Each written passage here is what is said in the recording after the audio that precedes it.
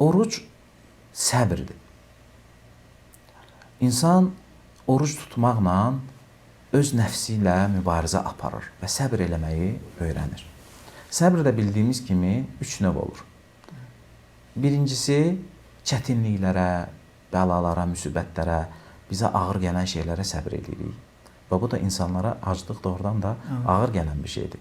Biz aclığa qarşı, başqa vaxt bizə halal olan şeylərə qarşı biz səbr edirik, onlardan çəkinirik. Həmçinin səbrin ikinci növü odur ki, ibadətdə səbr eləmək. Çünki Allaha ibadət eləmək bizdən səbr tələb edir. Namaz da, oruc da, zəkat da və digər ibadətlər də. Həmçinin də nədir?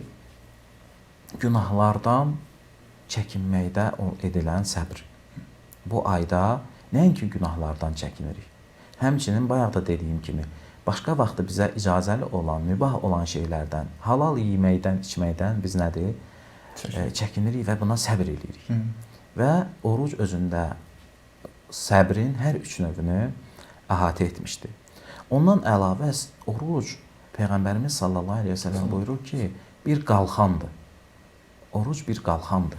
Yəni, o qalxan vasitəsilə biz özümüzü oddan, cəhənnəm odundan, Allahın əzabından, qəzəbindən qorumuş oluruq.